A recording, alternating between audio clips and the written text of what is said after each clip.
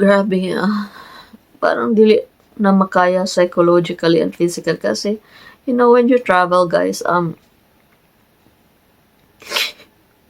physically exhaustion, grabe yung exhaustion, guys.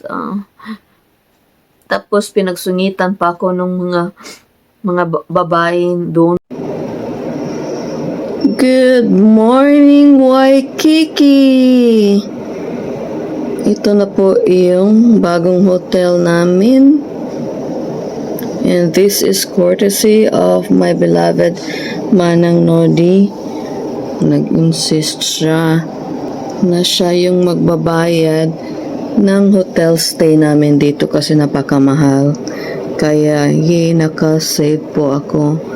And look at how beautiful this place is. Oh my goodness. This is awesome. Good morning, good afternoon, good evening, good midnight to all my friends near and far. This is Marilyn, your friendly Filipino carpentera here in America. Sorry, low yung energy ko ngayon kasi dadating lang namin sa aming bahay. No, actually, I arrived hours ago, but because I was so tired, natulog ako the entire time pagdating sa bahay. Tapos, ang grabe ng pinagdaanan namin sa airport na gusto ko na lang, like, Lord, gusto ko nang makita yung asawa ko.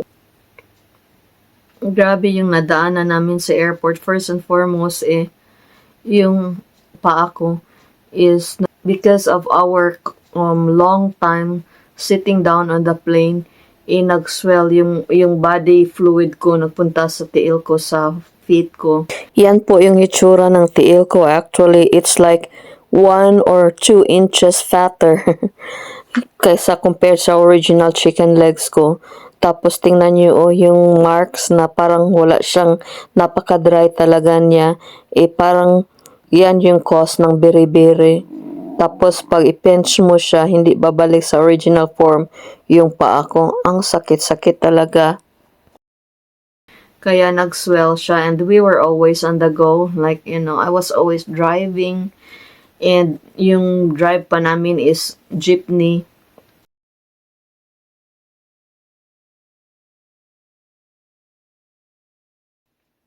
So, mataas yung napakahirap drivean. But anyway, thank God, amidst of all those, nakarating kami dito sa aming pinaroonan in the arms of my husband. But guys, grabe yung naranasan namin doon last day sa Hawaii kasi previous days, guys, na-disgrasya kami. I was at the intersection, tapos kailangan kong mag-veer right, tapos lumiko sa right. So, kailangan kong maghintay ng mga traffic that were coming towards me.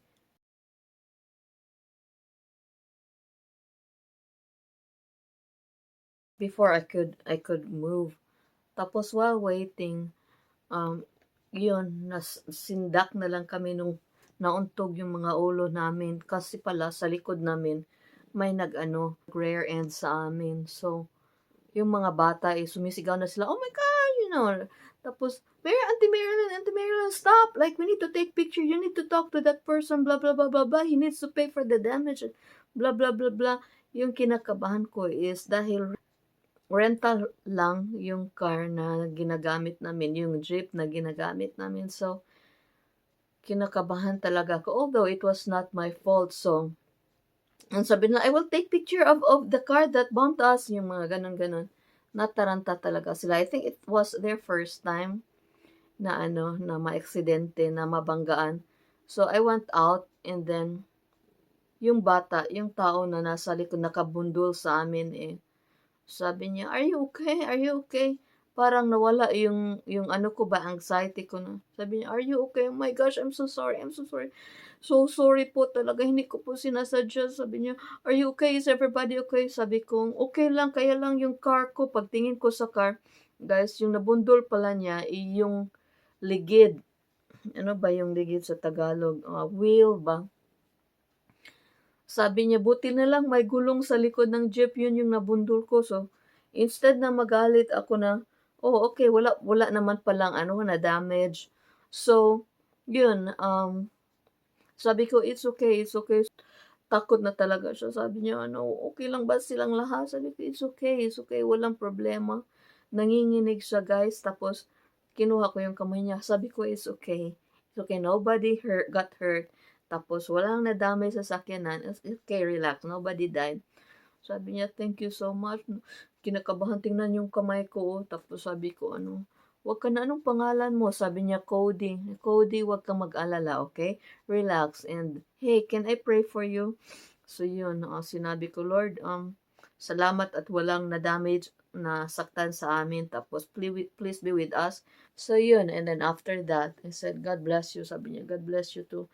So, yun, out of the bad experience namin doon sa intersection, it turned out to be good.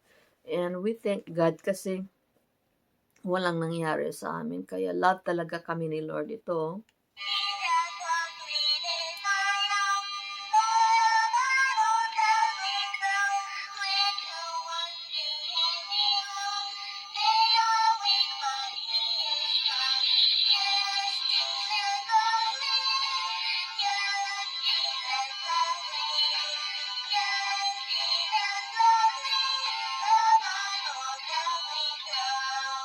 Yeah, Jesus loved us. So, walang nangyari. However, nung ilang araw din kasi yung sa hotel namin, ang daming nangyari guys. Gusto ko na talagang umiyak. Kasi nung transfer kami sa Waikiki, ang dami talaga mga turista. Kaya lahat ng mga turista ay nagda-drive, diba? Walang parking space sa ilang, so may nakita ako na spot. Pinark ko yung sakyanan doon. Kinabukasan guys, natikitan ako dahil illegal parking. Wala namang parking space eh. Kaya natikitan ako and masama talaga yung loob ko. So, $35. So, tapos sabi ko, dito na lang ako sa hotel. Ayoko nang matikitan. Iyon pala, from $35 na ticket, $50 per night pala yung parking doon sa hotel. So, sabi ko, kaysa ito, yung pamangkin ko guys, na galing Washington DC, no, Washington State, yung car na inaabangan niya, na rintahan niya, inato guys, kinuha ng mga traffic enforcer. Tapos, nahirapan siyang i-trace kung nasaan na yung pinintahan niya. Tapos, oh my gosh, 3:00 ng kadlawon, guys, tinawagan niya yung mga aunties niya. Sabi niya, "Kunin niyo ako dito, nato yung car ko." So, at least, okay lang yung ticket kaysa nato yung car. Tapos, nagpark na ko doon sa hotel. Pag-park ko sa hotel, guys,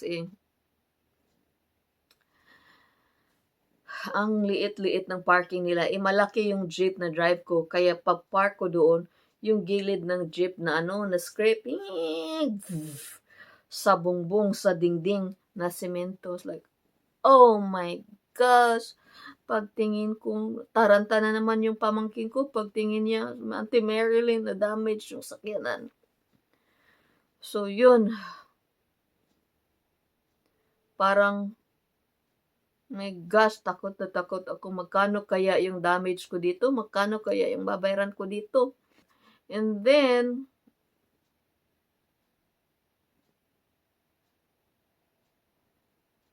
last day namin guys, yung tank dito, gasoline tank. So, talaga, sumadsad talaga ko dyan para yung nozzle kasi ng ng gasoline maiksi lang ba? So, kailangan aabot dun sa jeep.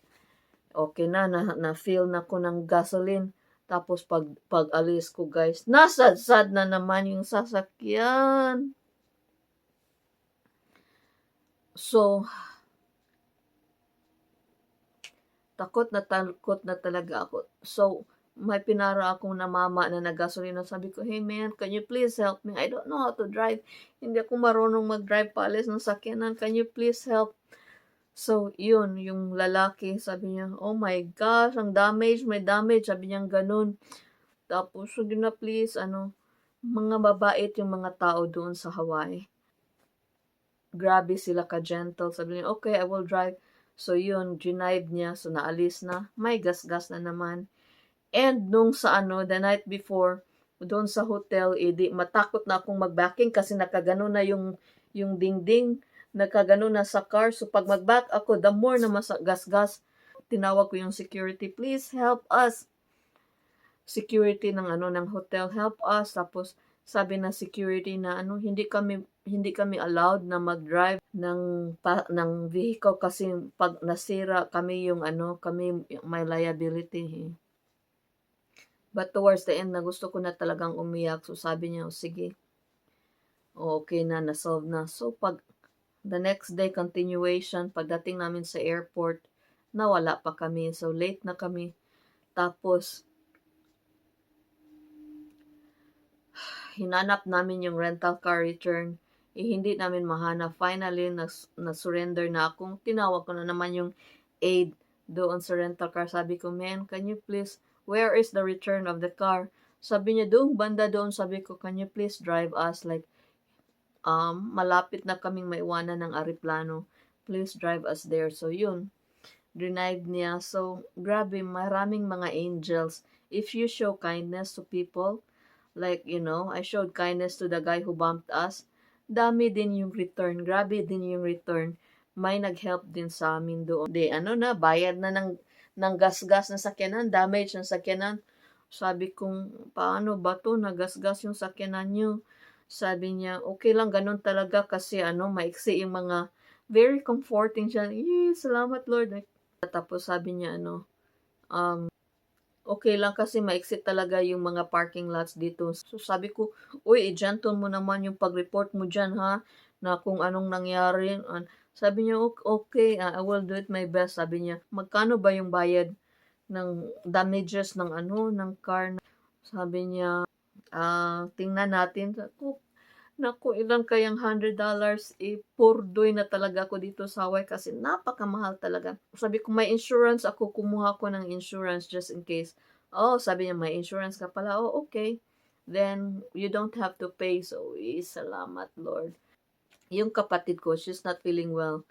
So, para siyang nasusuka, para siyang bloated, at saka naiihi. Sabi ko, doon ka na lang mag-ihi kasi we're getting late. Doon ka na lang umihi sa gate natin. Sabi ng anak niya, it's better to, urinate, maihi ka dito ngayon, blah, blah, blah. Ayoko na, wala na talaga kong energy na makipag-argue na kailangan doon na kasi ang time natin. Yun guys, to make the long story short, parang naiiritar na talaga ako but I can't blame her kasi she was not feeling well. She needs to use the restroom. Kaya lang, ang tagal. Sabi ko, dali na kayo. Late na tayo. We only have 20 minutes. Tapos yung gate, ang layo pa ng gate. Tapos dali na. Tapos yung asawa ko, palagi na palang tumatawag na saan na kayo? You have to be there on time. Maiiwanan na kayo ng airplane. So yun, kailangan ko kasing mag-wheelchair, 'di ba? Kasi yung tiil ko bumabaga na siya. So yung mga babae doon ayaw nilang maniwala na na kailangan ng wheelchair ng beauty ko. So kailangan ko talaga kasi mabigat yung mga namin. Tapos 'di ba may surgery ako, na operahan ako sa likod. So hindi ako makalakad ng malayo. Especially mabigat yung mga mga bag ko. So, nagtutuluran sila ba, pinapasa nila ako, ikaw na lang, hindi naman yan mukhang, parang nagagalit na ako ba. So, sabi ko, maglalakad na lang ako, puntang doon. Sabi niya, no ma'am, hindi, kaya lang, walang mapupush. So, the more na late kami. So, yun, to make the long story short, takbo na yung nag-push sa akin, takbo na sila ito namang sumusunod sa akin, ang hinay talaga nila, ang bagal talaga nila. Kasi nagkasakit yung kapatid ko. Sabi ko, bilis kayo. Maiwanan na tayo ng aeroplano. Sakit yung niyan. Tapos parang masusuka siya. But anyway, so yun, takbo-takbo, kawawa naman yung sa akin, nag-push sa akin. So, palagi siyang nasa, please hold, i-hold niyo yung airplane kasi may pa dito, may passenger pa sa dito. Tapos doon sa third checkpoint, ay, ang taas ng linya. So, sinigawan ko yung custom. Sabi ko, sir, excuse me. We're leaving in, 20 minutes. We will be late. Sabi niya, but you have to fall in line. Oh, so fall in line na talaga kami. Fall in line. And then finally, so yun, takbo. Buti na lang, hinintay kami ng aeroplano. Kami na lang yung last. Yung mga tao doon sa passenger, tinitingnan na nila kami, tapos ako limping na akong gano'n kasi sakit na yung likod ko. But anyway, yun, finally nakasakay na kami ng aeroplano. And then yun yung nangyayari. Yung pamangkin ko in the middle of the flight, nag-collapse lang siya talaga. Punta sana siyang restroom. Ano siya, parang hinimatay siya. Bye-bye, Waikiki. So, nung ginising ako ng kapatid ko, sabi ng kapatid ko, tulong ng Marilyn na ano kuyapan or nahimatay si Ashanti.